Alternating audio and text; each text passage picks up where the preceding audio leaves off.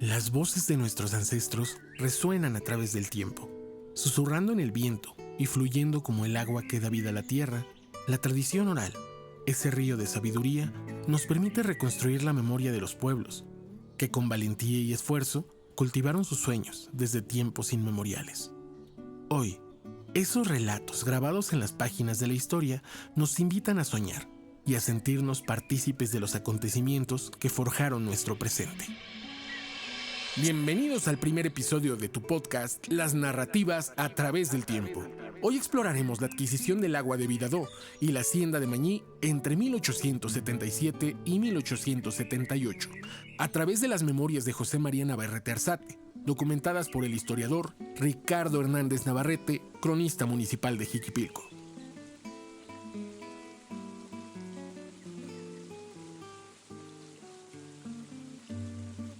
El agua, fuente de vida y símbolo de pureza, ha sido siempre el corazón palpitante de las comunidades. En Jiquipilco, el agua de Vidadó representa no solo un recurso vital, sino también la lucha y la unión de un pueblo por su derecho a la vida y a la prosperidad. Esta investigación nos sumerge en la historia de cómo la sociedad agrícola de Jiquipilco logró adquirir este bien preciado a través de la narración de uno de sus valientes integrantes, el finado José María Navarrete Arzate.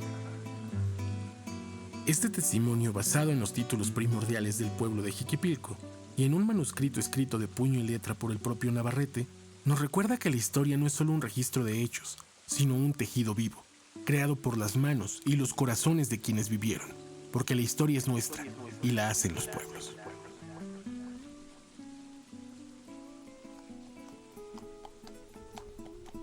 Corría el año de 1877. Era por el mes de octubre. Trabajaba yo en la tenería. Un día llamé a José María Arzate y le dije: «¿Me vas a traer un costal de cáscara?». Este no me dijo que no. En este tiempo había revolución, y huyendo de ella, se había venido de Tlaxcala un señor llamado Leoncio Echavarría. Este, que se encontraba de ocioso, fue con José María Arzate al monte, y después de haber sacado la cáscara, se fueron a ver de dónde salía el agua. José María le anduvo señalando a Leoncio todos los ojos de agua, y llegando cerca de un lugar que se le nombra Boconí, donde hay dos vertientes chicas retiradas de las otras, dijo Chavarría: «¿Pertenece a Jiquipilco?». «Sí», contestó Arzate. «Pues como si es del pueblo, el agua la tienen los de la hacienda de Mañí». «Yo no sé», dijo Arzate. «Era yo chico cuando una vez se la llevaron y la tuvimos 2 años. En ese tiempo era apoderado Gonzalo Arzate, y cuando de repente mandó que se desviara el agua por su corriente, mientras se pagaba el despojo, y hasta hoy no volvió el agua a Jiquipilco». «Traidor», dijo Chavarría. «¿Por qué no se llevan aunque sea esta poquita? A ver si llega. Vamos a ver a todos los de Pante y venimos a llevarla».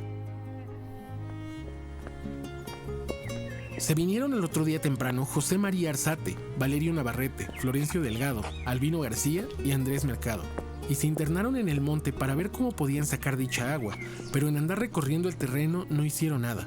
Yo me fui a ver al presidente y le dije todo lo que pensábamos, y me atreví a decirle que ya traíamos el agua. Me dijo: «Vayan a ver qué resulta». Entonces, sin que quedara un solo hombre en la tercera manzana, viejos y muchachos subimos, y como Valerio, que era el que dirigía el caño, ya había visto por dónde había de venir el agua, no se perdió tiempo. En 2 días habíamos salido del monte. Se le ocurrió a Valerio que con una yunta avanzaríamos más. Al día siguiente se llevó su yunta, estando dando la vuelta a los bueyes cuando llegó Rafael Escobar y nos dijo: «Muchachos, demos gracias a Dios que hasta hoy no hemos tenido novedad». Pero apenas había terminado de decir estas palabras cuando se presentó el ciudadano Antonio Mendoza, regidor del ayuntamiento, con orden de suspensión. En lugar de evitarnos que continuáramos, nos hacía señales de que siguiéramos y nos decía: «Paren, señores, paren». Entonces Valerio enderezó su yunta y salió con el surco al camino a Bodo, y nosotros destapamos sus presas que se formaban. A las 12 de ese día llegó el agua a Pante, y a los 8 días todo el pueblo, principalmente los de Manzana Primera y Segunda, todos juntos subimos y destapamos el antiguo caño que se llamaba Tío León Castillo y los Ojuelos del Ratón, por ser los que salieron primero. Así se les quedó el nombre tanto al caño como a los ojuelos. A los 3 días ya teníamos un caño de agua en Jiquipilco y otro en Manzana Tercera. Como estábamos en tiempo de revolución, los hacendados no se movieron. El caño pasaba por terrenos de Santa María Nativitas, pero nos tocó la mala suerte. Se reventó el caño en la falda de Yopadá y se llevó un pedazo de terreno sembrado de cebada de la propiedad del señor Cipriano. Este, asustado por los hacendados, se quejó en la jefatura política de Ixtlahuaca. Luego fue llamado el ayuntamiento, acudiendo las autoridades y varios indios principales. Como creían estos que dicha agua no pasaba por terrenos de Santa María, sugirieron que el caño saliera más arriba o que se quitara el servicio para evitar problemas futuros. Como el jefe político estaba muy bien con don Froilán Ordóñez, porque lo habían tenido los dueños de la hacienda de Mañí Escondido, luego de que los vecinos de Santa María se quejaron del prejuicio ocasionado en sus cementeras, nos dijo que en el acto se taparía el caño. Cuando don Froilán Ordóñez supo de la determinación del jefe político, dijo: si los vecinos de Jiquipilco no tocan terrenos de Santa María Nativitas para pasar el caño, ni les peleo. ¿Cuál sería la pena causada entre los vecinos al ver que ya no teníamos por dónde pasar otro caño? Pero no nos dilató dicha pena.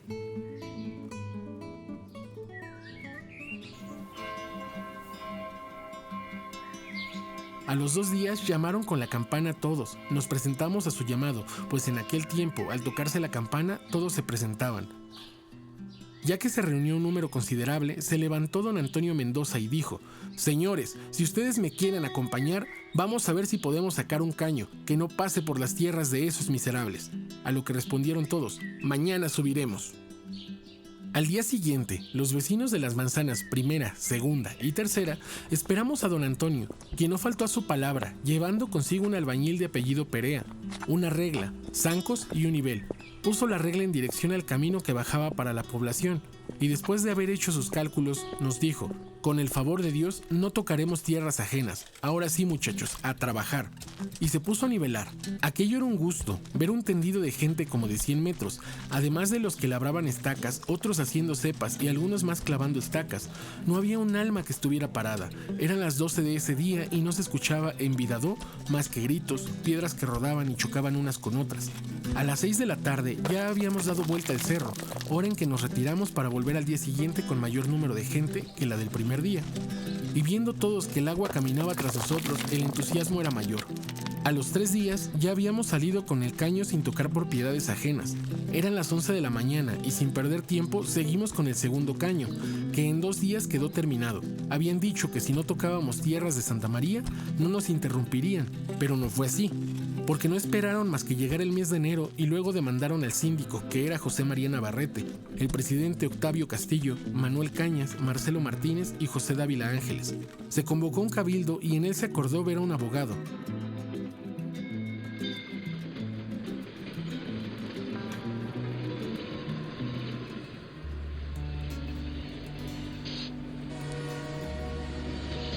Nos fuimos a Toluca con la intención de ver al licenciado Prisciliano María Díaz González. Nos dijo que no podía encargarse del negocio, porque se iba para México, pero nos dejó recomendados con don Gregorio Gutiérrez. Luego que vio que nos demandaron por despojo interdicto posesionario, presentó un interrogatorio que constaba de 20 testigos, que acreditaron que teníamos un caño en posesión. Yo, como síndico, comencé a recibir testigos. Estos presentaron como testigos a los dueños de las haciendas de Sila, Boximó, Nijiní y otros de Toluca. Uno de los secretarios del juzgado me dijo: tú reclútalos a todos. Así lo hice. Esto duró 8 días. En todo este tiempo permanecí en Ixtlahuaca. Pasando este tiempo, empezamos nosotros a presentar los testigos. A nosotros no nos admitieron testigos que fueran del pueblo, todos habían de ser de fuera. Entonces trajimos de Toluca, Tlaxcala y San Juan de las Manzanas. Por más que los exhortaban, no salimos nada bien.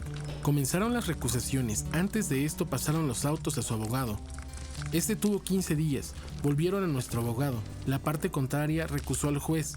Volvieron los autos al juzgado conciliador. De ahí pasaron al asesor. A lo recusamos nosotros. De ahí pasaron al asesor voluntario. Fue el que falló contra nosotros. Salimos condenados a las costas. Cuando nos llamaron para oír la sentencia, nos trataron con mucha amabilidad. Le dio lectura a la sentencia el secretario del juzgado conciliador, que era don Jesús Cisneros. Parecía saberla de memoria, pues sin perder la oración, cada rato nos veía con vista burlona y se sonreía de nosotros. Después de haber perdido, salimos sentenciados a prisión. Cuando acabó, me puse de pie y pedí copia simple y apelé al Tribunal Superior. nos venimos. A los 13 días recibí la copia de la fatal sentencia.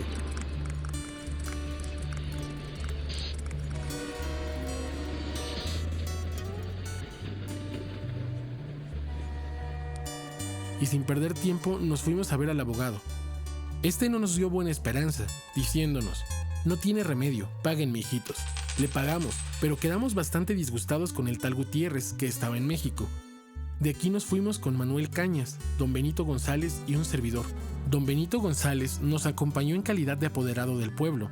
Este era el que conocía al licenciado Díaz González. Llegamos a México y este señor nos encontraba en la capital. Andaba con el gobernador del Distrito Federal por Cuernavaca.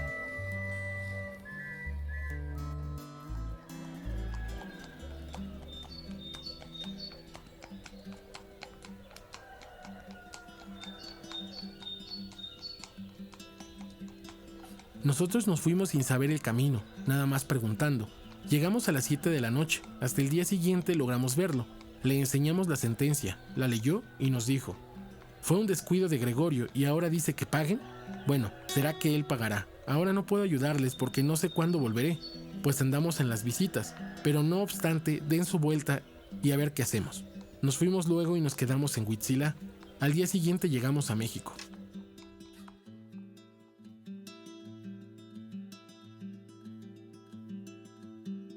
Pues yo y Manuel Cañas, que éramos los que sufragábamos los gastos, porque don Benito no gastó ni un centavo en todo el camino, pues Manuel me dijo: tú te entiendes con don Benito, yo voy a ver qué es lo que hago para los gastos. Y se fue regresando enseguida trayéndome un peso, y se regresó. Pues teníamos que esperar 3 días en México para saber cuándo volvería el licenciado. En esto yo recordé que había ido con Romualdo Vázquez, vecino de San Bartolo, a ver una junta que el gobierno había nombrado para el arreglo de sus escrituras, para dar sus tierras a cada pueblo. La junta estaba integrada por un señor, Santiago Mendoza, que estaba en el cuartel de los Gales, Gabriel Bautista y Cosio Pontones, todos generales, excepto Bautista, que era capitán de infantería. Estos tenían su abogado, que era el general Montiel. Entonces me acordé y le dije a Manuel de este asunto y nos fuimos a ver al general Montiel, que vivía en la calle Alfaro, número 9. Le hablamos del asunto, le entregamos una copia de la sentencia. Le dio lectura y nos dijo: no pague nada, la próxima semana estaré en Ixtlahuaca para ver los autos. En efecto, no nos engañó, vino tal como lo ofreció. Cuando nosotros llegamos ya estaba en el juzgado, le entregaron los autos y los revisó. Enseguida dijo: mañana me voy a ver qué hace su abogado, porque tal vez en esta semana sube la autoridad a ejecutar sentencia. Ustedes no cedan con el resultado, me van a ver para que les dé un escrito, y me llevan una lista de todos los vecinos de su pueblo para hacer una escritura de sociedad, donde conste que el pueblo no ha peleado, que los señores de Mañí tuvieron una cuestión con el síndico, cuyo interdicto perdió, y fue condenado a las costas. Pero como todavía estamos pendientes con el licenciado Gutiérrez, no hicimos aprecio de lo que nos dijo Montiel.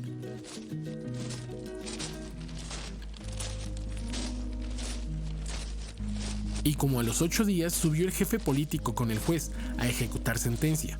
Entonces las cosas se pusieron peor. Muy temprano, varios vecinos de Jiquipilco habían subido a ver las aguas, hombres, mujeres y niños. Al lado norte estaban las señoras, al sur los hombres y el lado oriente lo dejaron libre, y al poniente les dejaron la entrada. Entraron como a las 9 de la mañana. Cuando vieron que echaron agua, se escuchó un grito de "muera J.O", acompañado de una detonación. El caballo de este cayó. El que tiró la descarga fue Ángel García.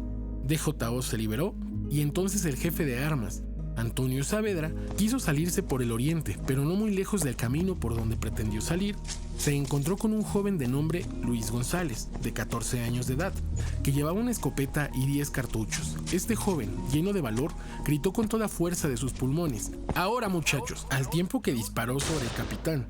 Y como se oyeron varias detonaciones, este retrocedió para atrás sin encontrar salida, pues en la parte sur se encontraba un señor llamado Maclovio Becerril.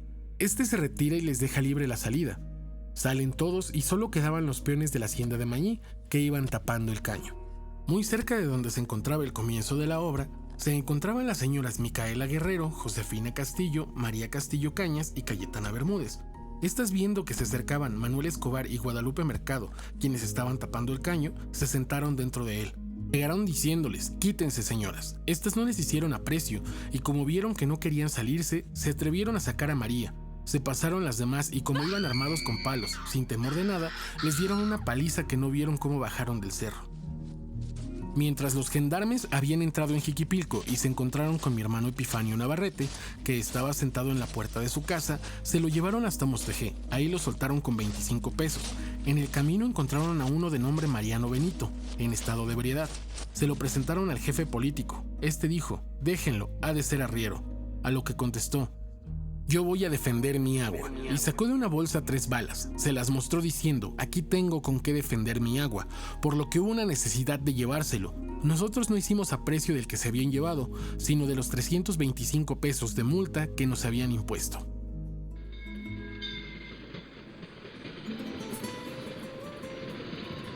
Nos fuimos para Toluca a ver a nuestro abogado. Vimos a don Manuel Urbina, que era un abogado que estaba muy bien con el gobernador, que lo era don Juan Mirafuentes. Fue licenciado al Palacio de Gobierno y nos fuimos con él en compañía de Octaviano Castillo, que era el presidente. No habló mucho para nuestro arreglo, nos condonó la multa, pero yo y Octaviano sufrimos un repelón por parte del gobernador, por la resistencia a la autoridad judicial, pero no pasó de ahí. Le dimos 25 pesos al licenciado don Miguel Urbina, lo tuvimos de amigo. Ya después, cuanto negocio se nos ofrecía con el gobernador, él lo arreglaba.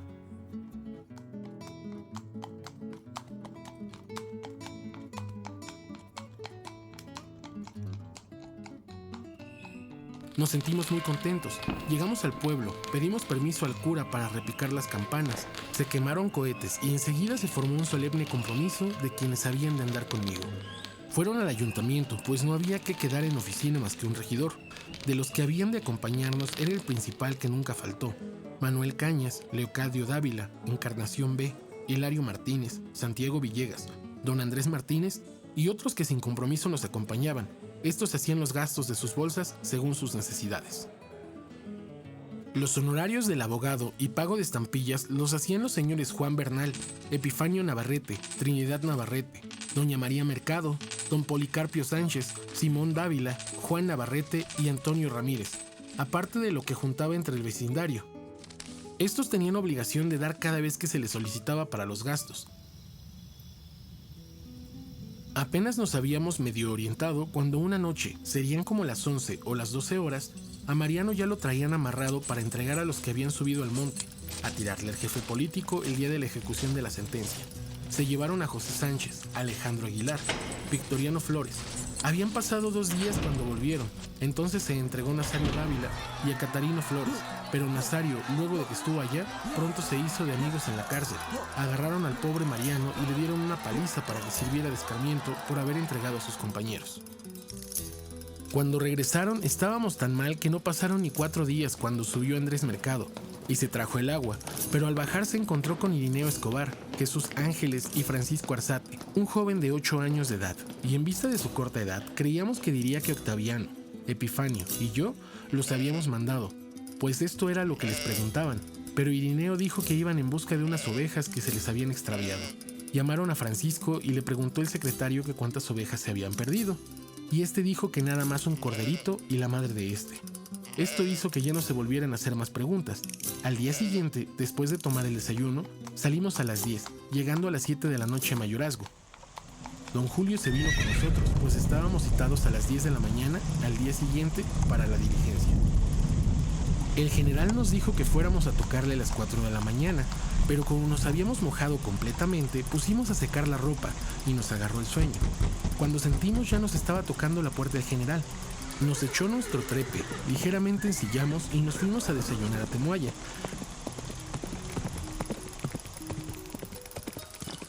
En la cañada de los Mazatetes nos encontró Santiago Villegas y nos dijo: me mandó don Octaviano a ver si de casualidad los encontraba, que se fueran pronto. Ya él se fue, pues muy temprano ha estado llegando la gente y ellos están pasando a ver a don Octaviano.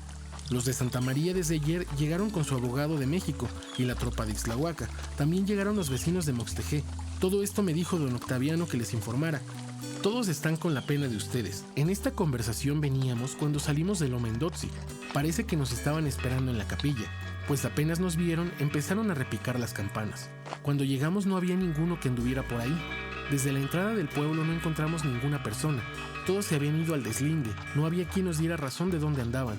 Tomamos el camino que conduce a Ixtlahuaca. Llegamos al lugar denominado Pulquería Vieja y por el lado norte vimos un gentío que cubría toda la loma que nombraban La Puerta. El general me preguntó de dónde era tanta gente. Le dije, de Jiquipilco. Él respondió, qué bueno que tenemos compañía. Cuando nos vieron se dispersó aquella bola, uno de un caballo tordillo con la gente de a pie acudieron a saludar al general.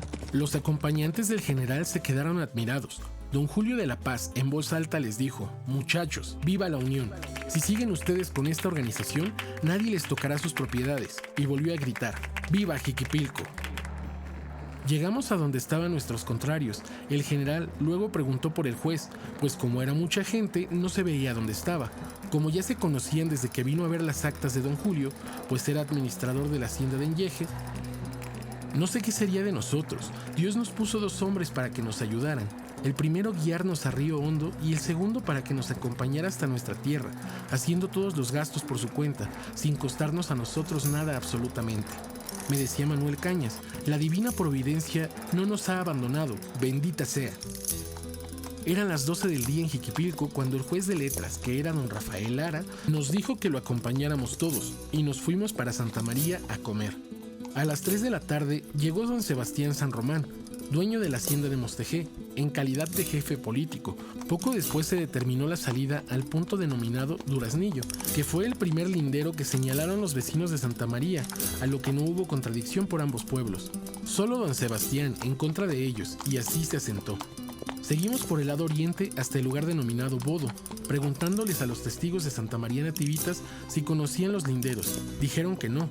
Tan solo respondió un señor llamado José Becerril, que estaba ignorante, que él era del pueblo de Cahuacán, que todo lo que decían se lo había dicho Ramón y Juan Fernando, y si se lo permitían podía separarse. Un segundo más contestó que él no conocía nada, que en vista de la corta edad no conocía el asunto, asentándose también. Enseguida les preguntaron a los nuestros, que era Pablo Ángeles y Rafael Escobar. Los 2 juntos llevaron al juez y le enseñaron las mojoneras que ellos conocían. El juez dijo que si estaban conformes, a lo que respondieron que sí.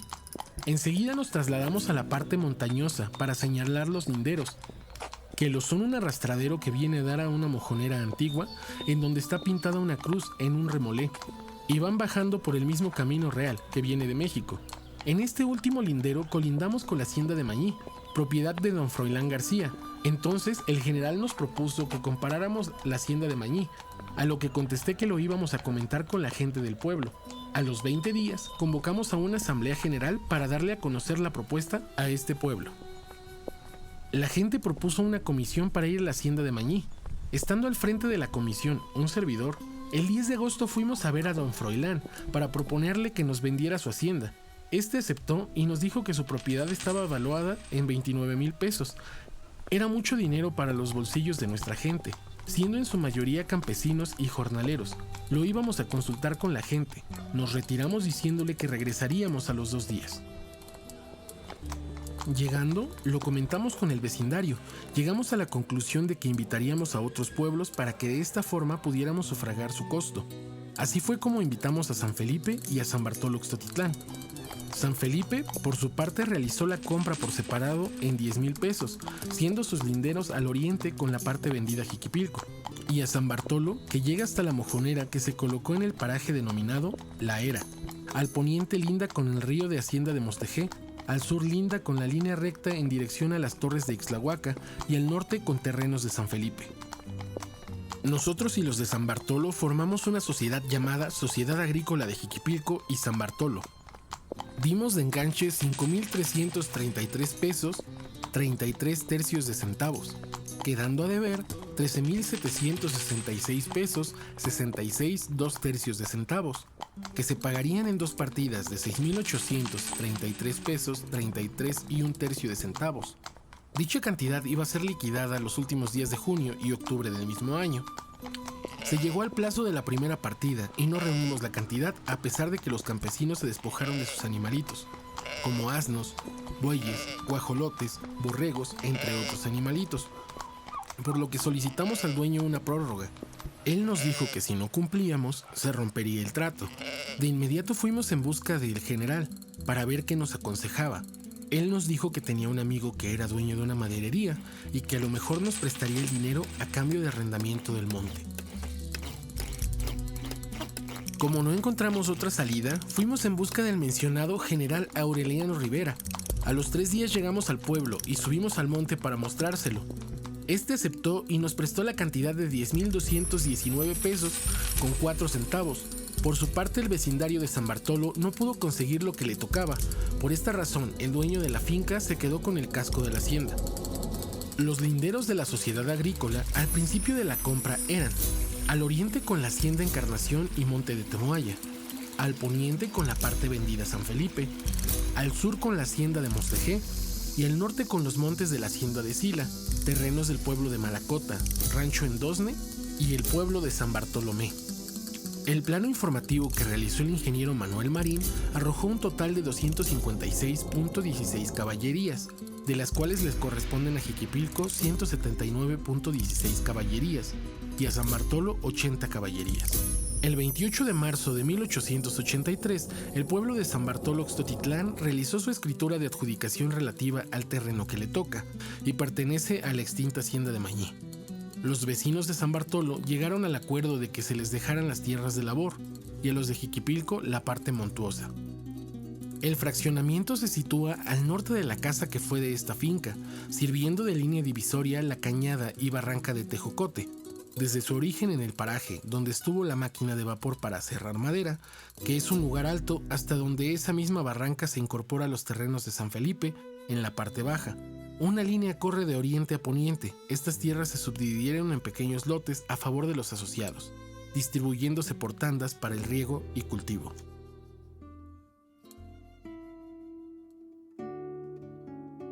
Los representantes legales de la Sociedad Agrícola Jiquipilco, San Bartolo Oxtotitlán, eran los siguientes: José María Navarrete Arzate, Encarnación Dávila y Octaviano Castillo Medina. Para cerrar este episodio, imaginemos a aquellos hombres de Jiquipilco, adentrándose en el monte con determinación y coraje, enfrentando desafíos y superando obstáculos en su lucha por el agua de Vidadó. Sus esfuerzos no solo nos hablan de perseverancia, sino de un profundo amor por su tierra y su comunidad. La historia de Jiquipilco es como un río de sabiduría que fluye a través del tiempo, recordándonos que cada gota de agua lleva consigo las voces y los sueños de nuestros ancestros. Al conocer y valorar esas historias, nos contactamos con nuestras raíces y encontramos inspiración para enfrentar los desafíos de nuestro presente. Que este relato nos motive a explorar más sobre nuestro pasado, a descubrir las historias ocultas de cada rincón de nuestra comunidad y a sentirnos orgullosos de quienes somos. La memoria de nuestros ancestros sigue viva en cada acción que tomamos y su ejemplo nos guía hacia el futuro donde la justicia y el bienestar sean siempre valorados y respetados. Así cerramos este capítulo, con la certeza de que la historia no es solo un registro de hechos, sino un legado vivo que debemos honrar y continuar. Sigamos explorando y aprendiendo de nuestro pasado para forjar un mejor mañana. Este fue tu podcast, Las Narrativas a través del tiempo. Y recuerda, las historias locales son memorias eternas.